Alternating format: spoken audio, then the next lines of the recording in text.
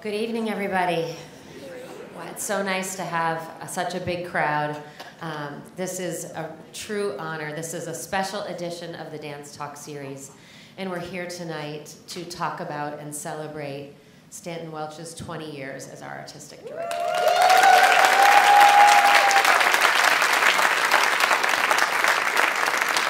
I am so honored. I have too many questions. Because it is a long tenure, and he's done so much for this ballet company, this city, and the art form of ballet. So we're going to dig into as much as we can. I already told him I'm definitely missing some things. I had to pick and choose, but I will leave time for your questions at the end. If you wouldn't mind taking a minute to silence any noise-making devices, and remember that you can exit if you need to during the talk on either side of the seating. I just wanted to start a little bit with Stanton Welch by the numbers. So we know that we have he's got 20 years as artistic director. 70, by the end of this season, we will have 70 of his ballets in our repertoire.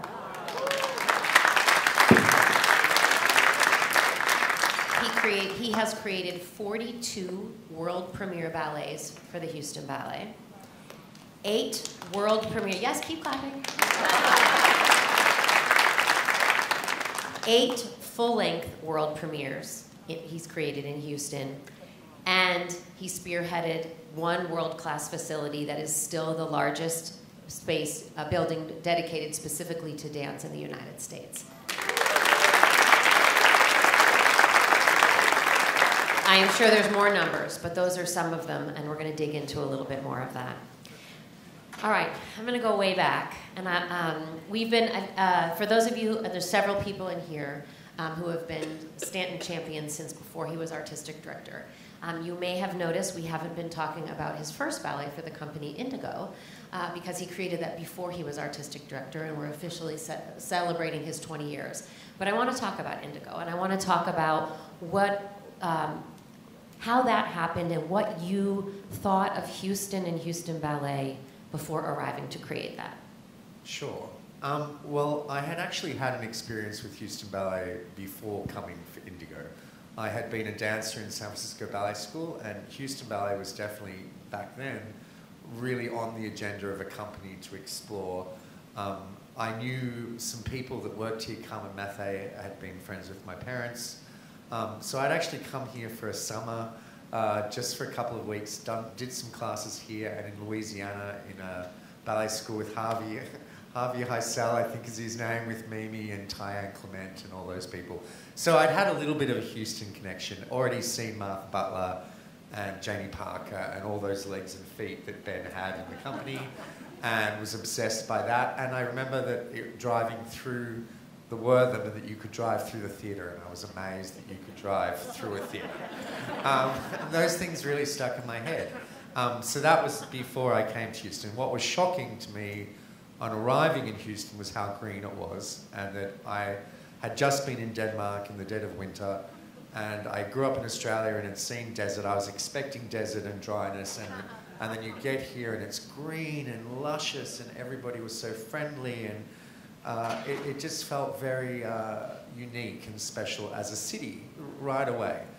And then Ben had a tradition as a director that was very similar to what I'd grown up with in Australia, which is a very hard work ethic, and also sort of dancers that were great actors and dancers, and that they always put contemporary work sort of on an equal value with that. And not every American company was doing that. So that's what I really loved about Houston Ballet as a young dancer, thinking, I want to get here. And then when you got here, I could see a familiarity of movement that I had known. Yuri Kylian had been here, Chris Bruce. They were classical dancers that could act, but also knew how to plie and get into the floor. So straight away, it felt like Australia or home to me choreographically, and it felt very fast and exciting. I think it felt like a good work. That sounds arrogant, but it felt like it came together fast. Because of the climate that Ben had created and the dancers you got to work with. Definitely, and I actually didn't meet Ben until 2 days before opening night. I had spoken to him on the phone and stuff, but yeah, I just was in the studio with the company, and then we made it. But it felt like a really strong fit, like I felt at home. That's interesting. So you came back in 2000 for Bruiser, and then threw your hat in the ring for the artistic director job. Well, I'd been commissioned to make Tales of Texas before I threw my hat into it. Okay, well, Tales of Texas was on my maybe list, but okay, now we can talk about that it. was, Ben had commissioned me to make, so after I did, and they did Butterfly too. So it was Bruiser and then Butterfly, and then after Butterfly, he talked about commissioning a new full length, and then I applied for director. When you got the job and decided to come here full time, what was your vision for the company? What were the things you wanted to sustain, change? I think it was super important to me that they maintained a company that the focus, or a large portion, was about creation. That what was so unique here with the dress rehearsal structure and the tech rehearsals, Ben loved to rehearse, he loved class, so all the process was of equal value.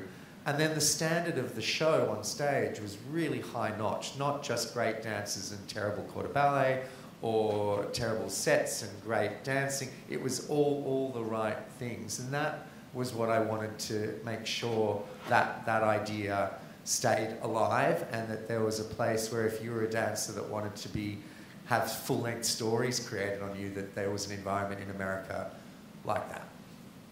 That's actually a beautiful segue to my next question, because I wanted to talk a little bit about all the full lengths that you've created, particularly starting with the classics. So Nutcracker, Swan Lake was the first, and Mimi, the original Odette, is here, over there. Murray Hasselbola. By there, I have my whole list. Romeo and Juliet, Giselle, Nutcracker. Why did you want to retell those stories here for this company and these dancers? I felt, as a man dancing myself when I joined the Australian Ballet, there could be whole swaths of ballets where the guy sat on the floor for most of the day, did a couple of balancés, maybe put a bucket from one end of the stage to the other, and that was your evening. And the ladies were sweating and dancing and performing. So I always really loved the more modern work where men were really equally dancing to the women. So that was a real emphasis, and it's always been on myself as a choreographer, but I see that a lot here. So the men work as much as the women, and their responsibility, and they rise to those occasions. So it was reinventing the work to include that, and then also to make them move faster and feel more connected to a modern audience, and to build or remove some of the issues and topics that I didn't love as characters. Modernize, both in terms of story and in vocabulary, would you say? I mean, a lot of that stuff is also research, which I also love to do. And then, you hear from every school of ballet, this is the right version, this is the better version. But the reality is there's like 10, and you sift them down and sift it down until... So in Shades, in Bayadere, there are two sort of arm gestures that you see in the French productions and the Russians. So in ours, they do a little bit of both. And that's what I like in that research, is to try to find things to pay homage to the classics that way. And classical ballet is fun and full of life. And I think if they'd been made with the caliber of dancer that we have today in front of us, there'd be more steps in there. You mean the originals, if they had... Yeah, I mean, the original Swan Lake, the man didn't really dance much. He was a partner, and then as he got stronger, they added variations and so on and so forth. So I feel like this is the next stage of that. So every time we see a full-length ballet, the men are really, really dancing, and I think that's a unique thing. And then you created two original stories here. I'm thinking of Marie and Sylvia. Even though there is an existing Sylvia, really you created that story. Sure. And I think these are both great examples. So we talked about the importance of that you uplifted the role of men in classics, but I think both Marie and Sylvia are great examples of what I consider to be a theme in your work, which is strong women. And I wonder if you consider also that to be a theme in your work. Yeah, and I'd throw Cinderella in that mix too. Yeah.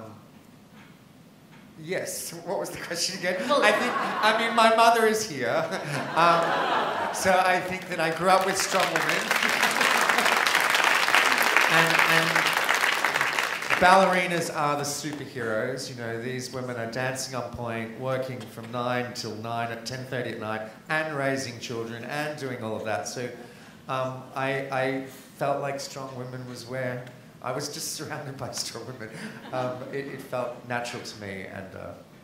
So I mean, obviously Cinderella, but I didn't include that because you didn't create that here. Though we will get a chance to see that in just a few months. When you selected Marie and Sylvia, those are, you know, 4 women at they're the title characters, but also incredibly strong women. And were you? I guess I'm curious about what made you want to do create those stories. Well, Marie was very unique. I was at home here watching PBS, and this wonderful documentary about Marie Antoinette came on. And it was just basically proved all the points of things I thought I knew about her that were not true. And I loved that. And then I thought it was so sort of relevant, and how easy it is to have the reality and then the drama or the gossip around the reality. And here's this 14, 15-year-old girl that goes through this torturous upbringing and life.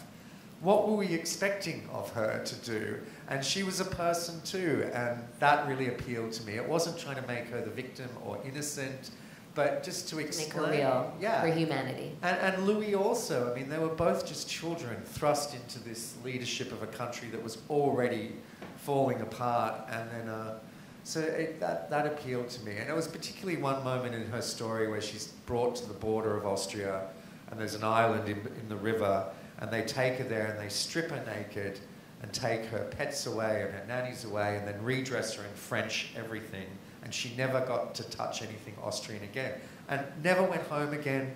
I mean, that is so damaging to a young person, to any person, that was an interesting thing to explore, I thought, and to make her a mother and a person. And you did. You ended up taking what I think most people think of as a caricature of that leader and turned her into a human that we cared about.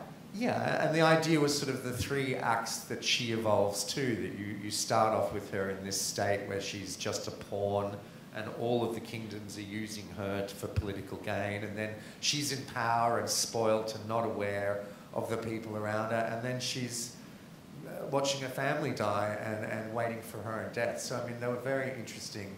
And I also often think, as a performer, a dancer, I really loved roles where you felt like you went somewhere, and at the end of the ballet you feel spent. And I think that was inspiring to create a role like that. And because you've created so many full lengths at Houston, do you want to talk a little bit about the process and the support from the organization and the community around that? Sure. I mean, I think that it's wonderful when you make a full length, or what is unique or wonderful about Houston is that the sense of bravery of trying something new. The new opera, the new ballet, the new play, that adventure of trying and exploring new things is what drives us. It's why artists want to make things. So that's very much about the community. And I think it's hard to make a full length. There aren't many people that do it. And we have a very unique system here with our techs and our dressers and our wardrobe department here. And this beautiful space that we can actually create a ballet to look and feel like it would on stage. And we can practice at that level. So it makes you feel safer about taking the risk. Taking a risk, yeah. And I think with Marie and Sylvia and then Butterfly and Cinderella, they were all kind of gambles in the fact that you were taking something and making it different. Butterfly and Cinderella carry names, but Marie does to a degree too. It's just not what you expected. All right, well, let's transition to your one-act ballets, because you've created 31 one-act ballets, 29 as artistic director, and the company has 53 total, Stanton Welch, one acts in its repertoire. What for you in the non-narrative ballets, where does the idea for a new work start? The concept, the music? Well, they all start differently, even with the full lengths. Some start, you hear a piece of music, and I feel like I can envision immediately when the men enter, when the women enter, where the pas de deux is, how it finishes, how it opens, and it feels ready. And then sometimes you see a dancer and you think, wow, I want to make that person move that way, and how do I make that work? Or you think of a theme, celebration, or a story you want to tell, and then you hunt for the things that connect that together. So they're kind of the three main different paths. We're going to talk about that later. I was going to talk about the one that we're going to see on Friday. Before we move on from speaking about you as a creator, I want to speak about two difficult periods for Houston Ballet. I was really working hard on how to phrase this question, because I started with, I feel fortunate to have worked with you through Harvey and COVID. And I thought, well, that doesn't sound very good, because I don't think either of those things were fortunate. But I think what I'm getting at is that I'm fortunate that given that those things had to happen, that you were our leader. Because I feel like in both of those cases, when we didn't have the rhythm, and when we basically had to move into our homes permanently, we could have just battened down the hatches and licked our wounds and said, let's just hunker down until we get through this. And in both cases, we didn't do that. And I guess, that takes a lot of creativity, but I guess my question to you is, why? Why didn't we just hunker down? Why did you feel it was important to continue? Yeah, that art is always created, and Shostakovich, who wrote the music for Marie, was in communist Russia under a terrible regime, struggling to compose music, but still made these incredibly structured, gorgeous pieces of music. So I think that that's the point, right? Like, if I only had one dancer at a table, I could make a ballet. And I think a good choreographer should feel like that. And as long as you have an audience and something, you should feel the challenge of that. And so once it became clear we would not have a theatre, how do we reinvent the year? What can we make? We have this theatre in the round. Let's think of things that can work in the round. And that energy is what we're all good at. So suddenly everyone in Houston Ballet and the dancers, and we have a project, we have a show, we have a plan, we have a thing. And I think that was what the trigger was. And for COVID, it was to go online and to suddenly keep creating. We never had a day where we weren't creating something. Throughout COVID, we had full company meetings twice a week. They all stayed on full salary for their full year. We were busy working, pumping out ballets. That meant for everyone behind, they were tripling their hours, and we were here a lot longer. But we kept creation, the flame, alive. You have to hold the thing alive, and that was our job in both those circumstances. And once, for Houston, you know, it was for the city, and it felt like the rest of the world didn't even notice that we were struggling. And then the second time it was the universe, and ballet, live performance, looked like it was done. And that was the first time in my life I'd ever thought of what would happen without performing. And I'd never had that second of thought. So that was my inspiration and my determination, and I think that that's how we... So like the Olympics, you keep the flame, you kept it, you held it, you felt it was important to keep fanning it. We held it together. Yeah. I mean, it was certainly, you know, we made all our videos with David and Lisa and I and the ballet staff, and that's it. We didn't have any support team. We did all of our stuff through COVID internally, but that's what kept us all employed and busy and with a purpose. And a purpose, yeah. Mm-hmm.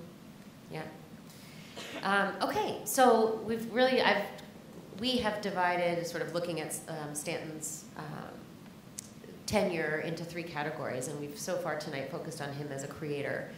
But he's also brought an immense amount of work by other choreographers into the repertoire.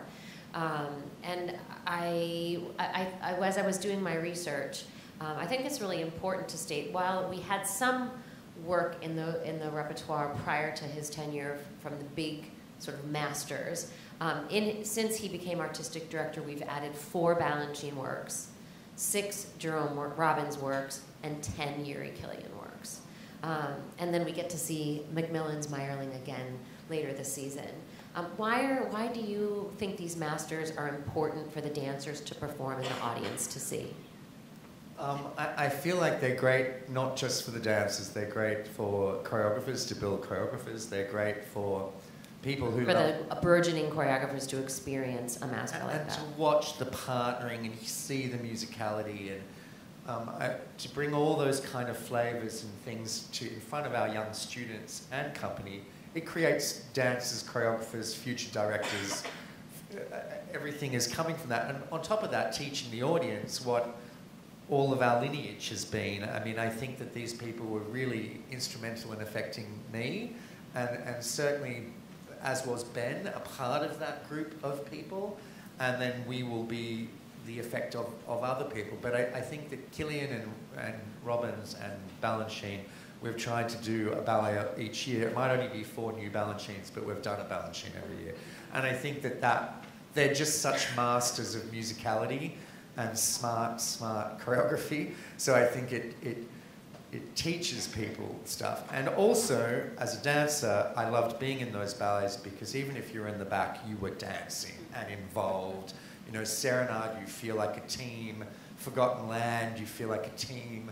Those company moments where you could lose yourself into a group of 16, 20 people always felt so euphoric to me. It was even dancing by yourself felt great, but dancing as an ensemble that really moved beyond felt something unexplainable. And continuing in the vein of commissioning, many choreographers did their first work for Houston Ballet under your leadership. And I would say, notably, a lot of female choreographers. The list that I'm about to say is not inclusive of everyone, but it's incredibly long, and some of the creators who were introduced to the city of Houston because you commissioned them. So, in no particular order, Julia Adam, Azure Barton, Silas Farley, Edward Liang, Kathy Marsden, Wayne McGregor, Mark Morris, Annabelle Lopez-Ochoa, Justin Peck, Arthur Pita, Dwight Roden, Natalie Weir, Lila York, Disha Zhang. And that's not the complete list. How do you find these new choreographers, and why was it important to bring them here? It's filtering the choreographers. It's not finding them. The internet now, you can find everyone on your phone in a few moments. I think that I look for people that I think will bring something to the experience of the dancers, that it might be working in a different way to myself, or someone who makes a lot of improvisation, or there might be somebody who works without the music initially, and I think that again adds to our mixing pot, our melting pot of creation. And the more flavours we get in there, the more spices on the rack, the better the meal will be for people in the future to create and make. And that goes for audiences too, that they see things they like, see things they don't like, they follow the thread. And we're all sort of connected. We're all linked in some way from each other. You can see in Nacho Duarte the Kylian influence. You can see in Alexander Ekman the Billy Forsythe influence. So, yeah. I mean, I think that's, I like that analogy of spices, right? So that to create the creators of the future, we have to have a rich menu of the creators of today. To try everything, yeah. You have to taste a little bit of everything. And so when you commission a new choreographer, I think I know this, that you really give them free rein, and you're not looking for a vehicle for this particular dancer, or make sure that you cast all the principals here, or we need something where everyone wears purple tutus over here. Yeah, the Diaghilev syndrome. Yeah. So as a choreographer, you often you feel like you can lose control of the ballet if people are trying to influence it too much, and I've certainly made works that way for people. But here I feel like I do the vetting before they've arrived. So they don't have carte blanche. We are very strict financially and length and the hours and the casting and all of that. But we're trying to give them as much scope as possible. Justin Peck had never had a scenic design in a ballet before here. And yet he's one of the most famous choreographers working today. But he wanted to spend time working with someone who was a sculptor. And that just takes a bit of time, and we have that time in that facility here. I think that is important, that you don't want someone in your ear all the time trying to steer you, and I feel like the experiment is them with the dancers, and once we've brought it together, it has to cook itself. Yeah. So you're saying, well, there are parameters, of course, because people, they can't... Well, money. Yeah. There's that. We're not talking about money. Money's a big parameter. Yeah. And then length of time and stuff like that. And certainly you'll give an option. If you say to a choreographer, they want to use 60 people, well, you're not going to get much rehearsal. You're going to get 2 hours a day. If you use 8 people, you might get 6 hours a day. So they hear all that information, so they're steering their project. But, we want to, by the hiring time is the trust. You want to feel like by then we've already checked out that you're a high talent. And how do you do that? Like, what's your? I mean, you said it already. It's not finding them; it's filtering. What is your filtering process? Well, with the big famous names that you just read, not up and coming people, but I like to sit in the studio and watch them, and I like to see the ballet, of course, and more than one, and definitely live. I think that's a big difference. Seeing their work live. Seeing their work live, more than one, and seeing how their process is, because everybody's a little bit different. Yeah. And you want to make sure it'll work for our dancers and for our time. Yeah, well, I mean, our dancers are very, very flexible. So I sometimes it's, this is a very unique style of working. I think that Kathy Marsden had a very unique style of creation process that these dancers had not had that much of. So that was, something that was exciting to do. Mark Morris is a very unique creator in how he puts ballets together. Again, I think it builds you as a dancer, as a creator, as a director of the future. And we want, I think of when I idolized companies or directors when I was younger, I really looked to Helgi Tomasson in San Francisco for taking a company that was considered regional and then turning it into this international company that it is. It felt like he was always bringing in fresh talent. There was a lot of creation there all the time. I thought that was inspirational to me. And what I'm hearing you say, it's not, we were talking about spices before, that, for me, in that part of the conversation was really about the work itself. But what I'm hearing you say, it's not just what ends up on stage that we all get to see, it's the process of getting there and how that feeds the dancers. Yeah, I mean, when I became director, one of the things that the board asked me at that time, like, what would you like, what do you expect? It's like, you have to be able to fail. If you are a creator and you are expected to always have your #1 hit, then you're not going to create a varied body of work. You want creators to feel like you can make a Shakespeare, you can make an abstract piece, and that they're finding things, and ultimately you'll find real jewels that will last forever. And then you'll also find some that are exploratory between one thing to another. And also, as we get really older, we look back on work, and some works rise and become these extraordinary, you can see that in films that were critically panned, which have become milestone films. Same for ballets. It's not, the audience keeps the ballet alive. It's like Rite of Spring. Yeah, exactly. Yeah. The original. Yes, the original. Right. Well, so I guess that's right. I mean, you're willing. You're a risk taker. You are willing for all of us to experience something new, whether it's a dancer or an audience member. You're willing. It's okay. It's okay if it's not the next masterpiece when it comes on our stage. If we created 3 top-notch choreographers to each come and make a work in the evening, each audience member will have a different favourite. That's the point.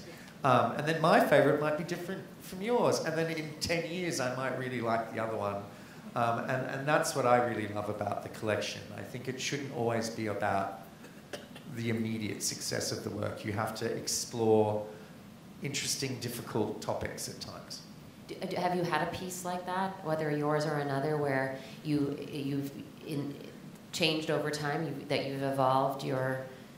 Well, I think all of them evolve to a degree, but I think with Cinderella, it was 1990-something when I made it, and I watch now films and TV and popular culture today, and that strong female lead of a story is now almost saturated everywhere. And it's interesting that has become that, where I felt like it was more unique 20 years ago. So yeah, I mean, definitely, right? Like it's almost as if people could believe that you made it this year because it's so of the moment, even though it's 20 years old. Yeah, yeah. Well, we've been talking around this, this idea of fanning the flame and stirring the pot and making sure that this place, and that you feel like that's a thread from Ben to you, that this place is a place of creation. And the third sort of general big category that I want to talk about is how important it seems to be to you to cultivate the next generation of choreographers and encouraging dancers to create. And you've commissioned both Garrett Smith and Trey McIntyre, former Houston Ballet dancers, to create new work here, and you give opportunities to current company dancers with support, with time in the studio, with amazing dancers, and support from the artistic staff, and wardrobe, and production, and designers. And for this year's Jubilee, when we're celebrating your anniversary, we have an entire act dedicated to new work by our company dancers. Why? Why is that important to you? It's the future. Yeah. So it is the flame, and it's passing it from one group to the next. And I think this goes through the academy too, that the idea that these young dancers had made pieces in our summer course where we have a chance to work with a commission score. I was in my 30s before I had a commission score. I'd never had that opportunity. Or to make a piece where the school will perform it to live music too. Also, I'd never had that until I was in a professional company. So there's so much ripe opportunity here. And then I think that was important. It was important to show young future, but also that it had that connection from our academy into the company. I thought that was really important. That's in selecting the 3 choreographers that you did for this program. And why to do it. Why? Yeah, so that it shows the old person and also the next. So it needs to be passing. Yeah.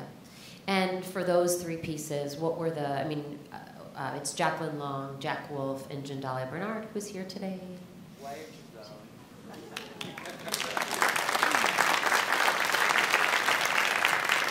I think you've sort of answered the why those 3. Yes. That they've been doing work both in the school. Yes, I mean we've never had an issue. I mean it did take encouragement, but we've always had women participating in our choreographic workshops and in the school level particularly, but also then into the company. And I think each of them during COVID and over the last few years has really shown a unique voice, and that was a nice way to showcase that. And what were the parameters for them for this? Was there 10 anything? minutes. It had to be 10 minutes because their contracts also have issues with the length of time and the amount of dances. So they each had a certain amount of dances, which is 8, is that correct? Yep, 8 and then 10 minutes. And then we do like a draft pick, like at the football, where they all put in their first picks and their second picks and their third picks. But remarkably, they only really had one little conflict, and it was pretty far down the chain. So I think everyone got kind of who they were after, which is great.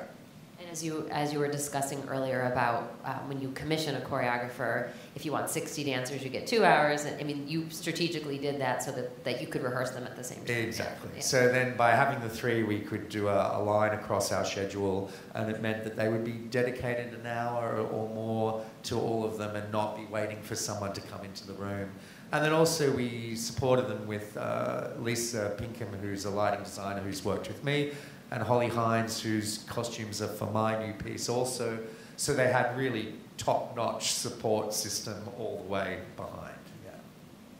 I mean, I think that's so interesting that the creative choices sometimes are initiated by something practical, like we want you all to be able to rehearse at the same time. And that's the Harvey thing, right? Yeah. Like it's making art out of nothing. Yeah. Or something, and that's what I'm so thankful that I was a child without a phone, because I just made up stories, and I would paint faces on mum's point shoes, and they were animals, and they would talk to each other, and I could make a game out of wherever we were, and that I think is lost art. And another reason why we have to encourage the younger generation to create. Yeah. Well, let's talk about your new piece, I hope I pronounce it right. Vi et animo. Yeah. So this is, I've now lost the math. It must be your 52nd one-act ballet. 53rd. Well, one of those two, for Houston Ballet, where, you know, it's a celebration, yes? What was the... Well, it was a piece of music that I always loved, but always thought was too big and full and rich for ballet when I was younger. And then over the years, I've grown more and more in love with it. I really grew up watching Liberace play it on the piano, and it was all sort of showman music. But then when thinking about something that was celebratory and something that when the curtain lifts, the audience immediately reacts to that beginning of the score, and the dancers react to it too. There's something wonderful as a performer to dance to music that is so full and passionate. And it's a full company piece, and the idea was a lot of ensemble, a lot of what we were talking about, dancing as a collective. So I think there are 20 women and 16 men, and they each work as an ensemble a lot. And the men sort of take over what we would all consider traditionally the women's corps de ballet work, meaning that they're dancing in lines on the side and participating with the pas de deux. And then in and out of that weave these really hard, showcasey variations and pas de deux for the dancers of the company. So it's a classical, traditional ballet, but with this sort of a twist. That nothing stops and starts. It blends from one thing to another. Well, that's the nature of the score too, right, with the piano? Yes, and it has its anthems and its themes, and it's rich and feels full, and I think that's what the idea is. Mm-hmm. And I guess we're translating it as with heart and soul? Yes, it can also mean with fortitude and strength and courage, I read too. I read initially The Heart and Soul, and I was like, that's a great name, but then I didn't love Heart and Soul as written. The piano? Yeah, so I felt like this was a little bit more hidden. But it is certainly what you give to dancing something like that when it's a really challenging ballet and the technique is, you know, you like to make things just on the edge of where you can get your grip. Mm-hmm. I like the strength and courage definition for that as well. Yeah, absolutely. I felt all the different ways it translated was appropriate. Right.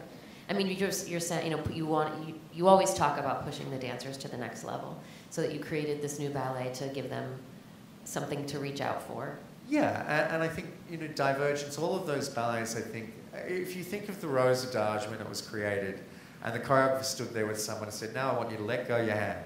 Now do it again. Yeah. Now do it again. She'd have been like, no, what are you, crazy? I can't let go 4 times.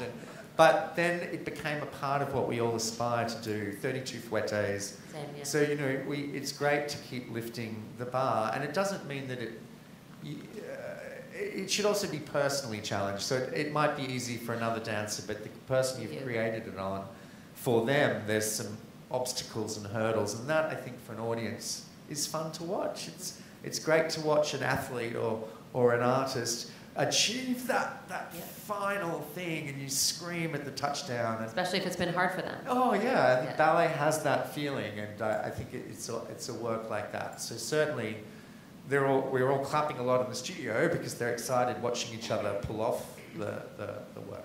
Yeah, I mean, I feel like you said from the school perspective about what our job is in the school is to hit them where they're the weakest. You know, push the dancers to do the things that outside of their wheelhouse, things that are where they need to grow. And I think. Well, face your fear. Face your fear. Yeah, you can't always avoid the side you don't like to do. Yeah. It's going to come and haunt you.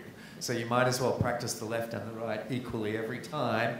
And then when you really have a spare minute, do your bad side, not the side that you already know you got. Right. And that I think is just a good way for all performers, or actually just in general. But putting that out there, putting out a super challenging solo, shows them that you believe they can do it too.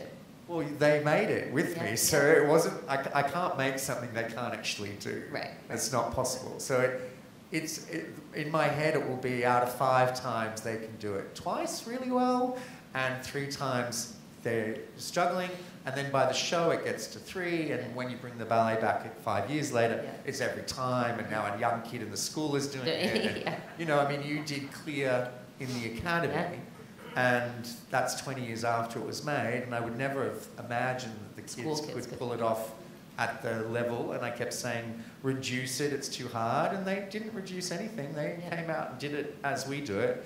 So that's already just generational jumps. Yeah, I mean, I think there's something to that. You just I guess it's the term self-efficacy, where if you believe you can get somewhere, you'll get there. Yeah, you have to find the way. Yeah. I mean, and that sort of ties back to everything we've been talking about tonight, really. And that I think that's a great title for your piece, because it's how you've led our company. All right, those are my questions. I'd like to turn it over to you. Who has questions for Stanton? I know you do. Yes, Liliana. And remember, I will repeat the question into the mic because acoustics. Oh, look at Jasmine's. I've got a Vanna White tonight. Fantastic. Hi, congratulations on 20 years. I wanted to ask, why a choreographer, and at what part of your life, what moment did you realize you wanted to do this? Was there a particular event, a particular person? Did you think you always knew you were going to head this way? Because not all dancers, turn into choreographers, and certainly not deep-hearted choreographers as you. So I didn't want to dance. I grew up with parents that dance, and I was around ballet all the time. So ballet for us was what our parents did, and not something I was wanting to do. I wanted to act, so I was doing acting, and did acting classes, and so I wrote screenplays for films, and I wrote like E.T. 2 with a part for a young Australian guy in it, which was for me. And then Mum got Universal Studios' address, and I sent it to them. So I was onto the film thing. And I did a couple of TV shows and things when I was young in Australia, but I was always wanting to make the product as well as be in the product. So you were prepared for COVID like a long time ago. Yes. But yeah, I wasn't just wanting to be in the musical, I wanted to write a musical, and I wanted to write a play or write a movie. And then when that transferred to dance, it just felt natural to want to be a part of the creative thing too. And initially, I mean, to be honest, I think a lot of us started, I wanted to make more parts for men and more parts for myself to do. So it was sort of also a little bit about making opportunity for men. What was your very first piece of choreography? I did a ballet for my parents' ballet school, which was called Hades, and it was to the music called Miraculous Mandarin, which is a very dark piece of music, and it was about going to hell, and that the sirens in hell, are they called sirens? What are the ladies? Furies, they're called furies. Come up and they tear the people apart as they take them down. And that was the ballet, and then it won an award. Wow. At a ballet competition, and then it got bought by another ballet school, and I went and staged it for Queensland Ballet School, children's youth company, and that was my first paycheck for a ballet. They're much more open-minded in Australia. Yeah. The children in hell. I made all the costumes myself. I dyed tights red and the leotards red, and then I stitched veins of wool on everybody so they all looked like they were open-skin zombies. I mean, it was full on. I was making every element of it. Headpieces, yeah. Well, we have to put that one. That one's not in the Houston Ballet rep yet. I have thought about it in a different way. It could be a horror ballet. Yeah.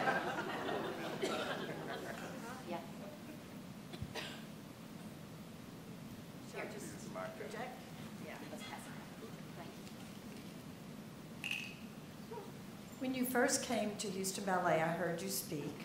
And what I remember was someone asking you what your hope was for this company. And that your reply was that you hoped to produce a company on which the great choreographers would all want to choreograph ballets. And it appears to me, with no expertise, you've done this and more. Do you agree you've done this? And if so, what's next? We have definitely done that. I think that from John Newmeyer to Mark Morris to Justin Peck to all the people that have come here, they are shocked at what they experience. They're surprised at the dress rehearsal, at all of the stuff, and at the city, and at the art galleries and the restaurants. Sometimes it's hard to get them to come back to the studio because they're out running around in the city so much. And I love that. I love changing someone's preconceived perception of it. And I think that the future is still, you know, we need to keep full lengths alive. We need to keep creating that and finding new audiences and new subjects and new stories. And that's full time and that's hard. And I think that's what I hope now into the future, that we can really take over being, for America, the leading place of all creation. We've been that for full length, but now also taking it a little bit stronger and harder with the one acts, and I think be that creation that we can be. Well, and I mean, art is a reflection of the culture or the society or the time in which it is created, and that's always going to be evolving and changing, so we must too. Yeah. Stan, would you be willing to share something that's brewing in you that might be born, it might not? We might see it, we might not. What you're thinking about? Yeah, I have when I was dancing, my free time was made up making lists of stories and ballets that I wanted to make. And I've used that Bible right from when I was 19 all the way through. So I would love to do a Raymonda. I think that would be a fun piece of music to use, and it's a classic and tons of great old dancing and history. I'd love to do Macbeth. I've kind of been fascinated by Macbeth for a while now. The film came out with Denzel Washington and all of that. And it's like, wow, there's so much interest in that.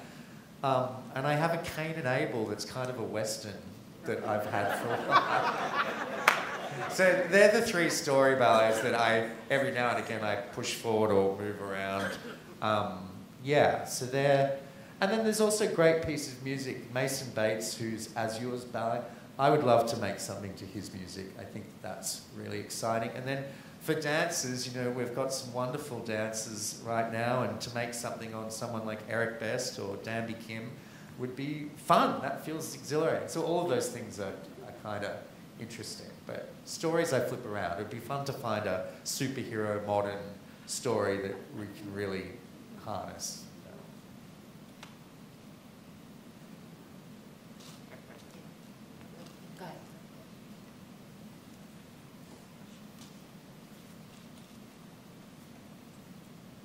I have a question about your full lengths, because as you said, not many, new choreographers are recreating them.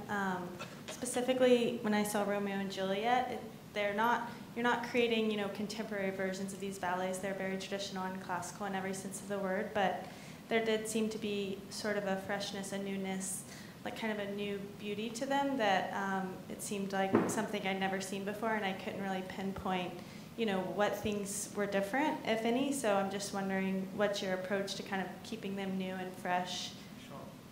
I think for me, with something like Romeo, it's about all the detail that, you can always find a great company to do with a great Romeo and Juliet in the leads, but that's not necessarily enough. You want to try to find it in every element, from the sword fighting to how someone rests their cup down, and really make it authentic, and then also use the music to tell the story. So I don't really leave a lot of stuff in a ballet where they're just wandering around for 10 minutes and then they do their variation. It's all pretty much set. Like in Nutcracker, every passing of a cup, every opening of a box is musically set, and I think that I hope, creates a sense of detail, and the audience's attention can follow the story rather than you're waiting to see how it randomly falls each night. So I think that's what I try to concentrate on, is that there's no one that's not important. Even the person in the very back corner of the very back peasant putting down the bag is important, and it can draw the focus to the right people or tell the story. And in our stories we want to show sexism and racism and ageism and all those kind of things, classism. And to do that, you have to really have smart, sophisticated acting. It can't be someone who's just sort of doing their own thing that night. It has to be precise. And in case you don't know, I mean, every character in Stanton's Romeo and Juliet, and I think other ballets too, but specifically that one, had a backstory. It wasn't just, and the extras in red on the Montague side, or the extras in blue. That it was, everybody had a name and a backstory. So we named all the female characters after famous female characters from Shakespeare, so there was Gertrudes and Mirandas, and it was fun to give that kind of real character sense to each person. And Marie certainly had that. Each person was a real person from history. The cast list for the one excerpt in Jubilee is really long, and it's not that long of an It excerpt, takes right? ages to put up the casting. It's not an easy thing.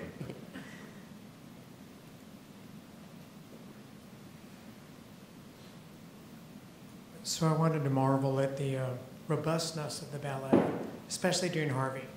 So you did some amazing creative work at George R. Brown when we were flooded. And you did some pieces that were in the round that I've never seen anywhere, ever. Would you ever do an in-the-round production again? Next Hurricane. Well, Bolero was amazing, having them come down the aisles. There was things that you could do there that you've never done. Would you ever recreate any of those elements in a traditional format? I definitely think it'd be great to go around the city of Houston and perform in different venues. Not leaving the Wortham, not changing our system in any way, but to find events like to go back there into the round. We've done things at Tuts at the Hobby Centre. We've done things at Stages, Discovery Green. There's nothing more exciting than finding a venue and making the work fit that venue.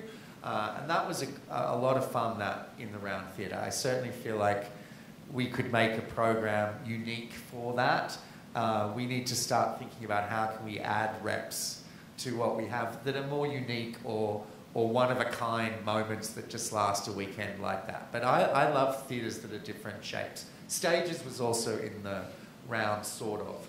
But yeah, that was a fun experience, and I think for the dancers too, the stadiumness of that venue was enormous, and you'd be walking down those steps to get to the stage before it was a thrilling. It gives me goosebumps, even though it was hard to do.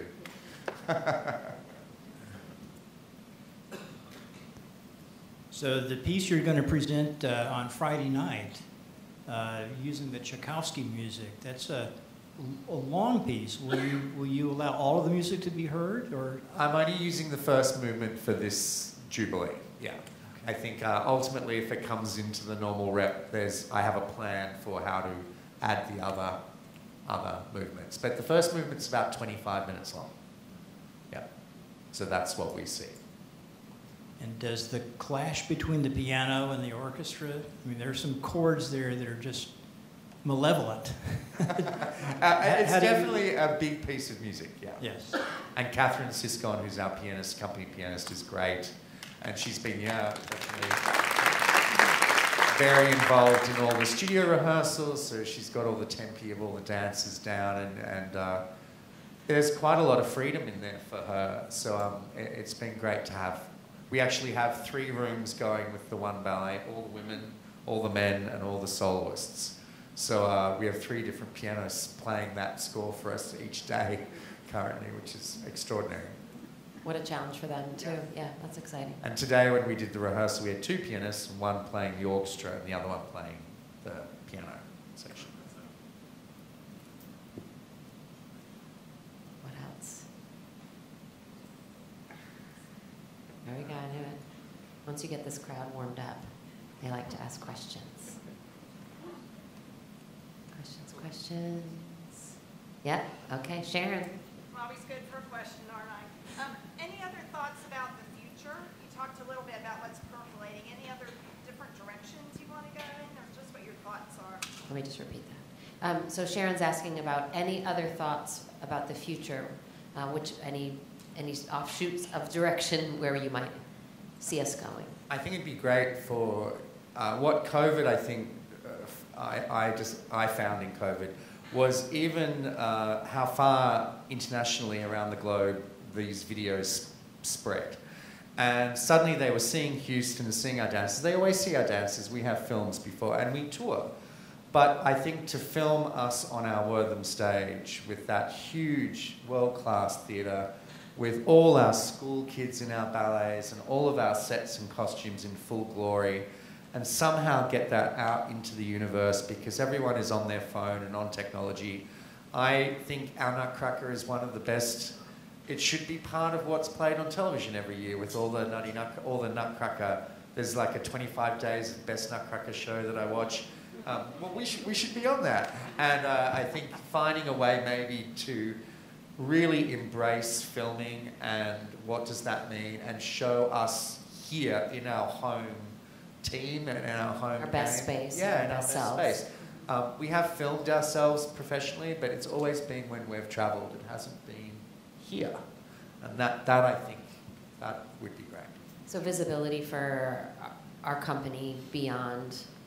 Well, I think people would live. be shocked at the size of the theatre, shocked at the level of scenic element and the professionalism of what is executed and the detail of all of that would, I think, go a long way. And it is spectacular. It does look great on our space. There aren't many stages on earth this big, let alone on each side. That's a real skill for us, a real selling point. To make Houston the city people come to see us, we should go to them too, but hey, fly on over, see our Nutcracker, see our season, shop at the Galleria, have some nice food and go home. But that would be a great ultimate. That's another long-term goal, I guess. Would you, for a performance like that, would you want it to be from the perspective of an audience seat, or would you want the viewers to be in amongst? It depends on the ballet. Yeah. I think with our Nutcracker, the set is so three-dimensional. Same with our Romeo, that there'd be ways of taking the camera into the filming. There are some great old dance films. The nonnarrative Don Q was filmed in a film studio instead of on a stage, and it just created a different sense of wonder. So I think because of the Wortham and the amount of days that we're in there, there's an opportunity to film in a better way than a lot of places do. But also we can just start filming more and getting some of our live content out, whether it's streaming, whatever it may be. I think we need the world to see us here. And certainly people are used to digesting things via video now. Absolutely. And I mean, people reached out through COVID from our film, the restoration video, people from all around the world. I was shocked at a $1 donation from Paris or something. It was just charming and yeah. Oh, it's up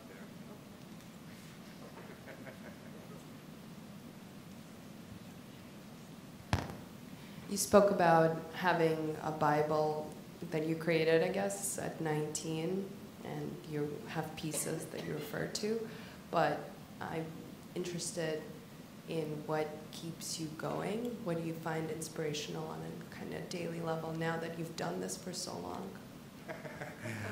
Definitely nature. I think nature is a huge inspiration. And right from a little kid, I like to walk and wander, go walkabout, we'd say in Australia. But yeah, so I find nature, I like being in the garden, I like having my dogs, and of course I'm family orientated, so those things refuel me. I think I like to read, but there's just never any time to read. But movies and plays, I just got to see some really great stuff in New York recently, and at Tuts with Sweeney Todd. You can find inspiration, but it's not always in seeing another show. Inspiration can be in a smell, or in a news broadcast, or some emotional, human emotion that makes you think, oh, I want to find a way to make people feel that or understand that. And documentaries, I think, are always something I have on a constant loop of interest to, yeah. I just think your brain is always in a receptive mode.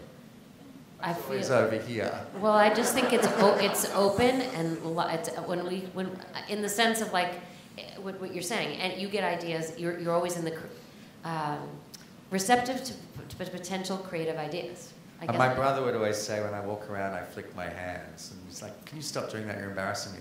But it's me making things up in my head and having a conversation about a character to a character, or how does that. And you know, I still like to sometimes work on stories. It's not always ballet. Making a fairy story or something of that nature. I think that still draws me in sometimes to try to write something. Mm-hmm. I just feel like that's what she made me think about. Sort of being around you is being around somebody who's idea percolate, like that you're an idea machine, I feel. It's a good compliment. The choreography cow is sometimes the... No, because it's not just choreo. I mean, it's like we talked about tonight. I don't think it's just choreography. It's also like vision and sense. So, yes. I'm going to repeat here, so go ahead. So I've seen the Nutcracker as a child and as an adult as well, coming to ballet to see it. I just want to know, like, from a production standpoint, what kind of time goes into creating a masterpiece like that? Like, how long do you guys rehearse? Like the technical, like, how long does it take to produce what we as ticket holders go to see? So the question is about like creating a production like the Nutcracker. How does that, what's the timeline of that and how does it unfold? The actual creation of it, the making of it, I mean, I think for Nutcracker was about a 4-year span, because by the time we started hunting for the designer and organizing things, we had to fundraise a lot for that. So that was quite a span. I would think normally for creation it's about a 3-year window would be good. Every year now that this is up, this Nutcracker went up I think 5 years ago? Right, whatever that math is. And so we did it the first time and that took that 3-4 year span. And then we had Harvey the next year, so we were on the road with Nutcracker. Then we came back to Nutcracker. Then we had COVID for 2 Nutcrackers. Then we're back into Nutcracker. So in a good realm, if we didn't have any of those hurdles, it should take about 6 weeks, I think. You know, for the dancers have it in their body. They know the music off by heart. These dancers have danced it since they were kids. Scenically, you know, we don't even get into the theatre until 2 weeks before we start something. So all of their stuff starts then. The orchestra's probably only a week before we open that they start doing Nutcracker. So it gets quite condensed, but the making of it is not that way. The making of it takes a lot of time. And with Nutcracker, there was a lot of responsibility because it's such a big classic and we needed to make it last forever and be special and unique. So that felt like it took longer than normal. Sylvia, I think, was probably a short one, and that was just about 2 years. We have time for one more. It's been a long time since the Nutty Nutcracker has been done. Have you ever thought about doing that? I mean, I've seen the Nutcracker and I love the ballet, but I always loved the very last performance was the Nutty Nutcracker. Yes, I haven't been asked that for quite a while. It originated by the dancers making up in their own time a jokey evening. I don't think the size of the company and the workload that we have lends itself for that kind of creation. And I think even when it was done, it sort of wore out its internal welcome because you would be expecting that each year. I think having a fun, weird adult Nutcracker is something that we talk about, that it could be maybe one time Fritz goes to the Act 2 and Clara is the nasty one in the rat mask. And there might be ways of diverting it, but I don't think we could turn it around ever again to the place where they were making up Act 2 every year. That was really hard. Let's do one more. Oh my goodness, see it. You get to pick, Jasmine. I know. I've always been curious about your thought process on recruiting dancers. Like, how do you decide whether to recruit from the outside? What are you looking for? When do you promote? How do you think that through? It's always a moving target. I think that, you know, ultimately we want to have as many people come through our academy as possible. We undoubtedly have the best pas de deux training and part of the best HB2 program in the world. So our kids are such a high caliber of intelligence and capability and responsibility and all the things that they really become, for other companies, people look for these kids. They remark on that. But I also think that it's good to keep fresh flow. We're pretty isolated down here. And it's good for dancers to see dancers from another style. We have a young dancer here this year who's from New York City Ballet, SAB school in New York, yet she's from Louisiana. So this is her home. we're closer to her, but her training is different, and it's great, I think, for all of us to keep that, again, another ingredient. And we do different ballets to different styles, so it's great then to see someone who trained in Balanchine doing Balanchine, because it helps us all understand the accents and the nuances of those kind of things. So it's not really set, it kind of fluctuates, and you have some years where the men are excellent, some years where the women, no one turns up, everyone turns up. It does feel like there's a lot of transition all the time in the dance world. Okay. I want to thank everybody for coming out tonight. And before we go, I just want to remind you that today is Giving Tuesday. And if you feel so inclined, we are suggesting that you can donate $20 in celebration of the 20 years of Houston Ballet. And if you wanted to round up to 50, you could get one of these lovely numbers for Stanton's celebration. My colleagues from the development department are in the lobby and can help you with that. Before we go, please, a hearty thank you and congratulations to Stanton.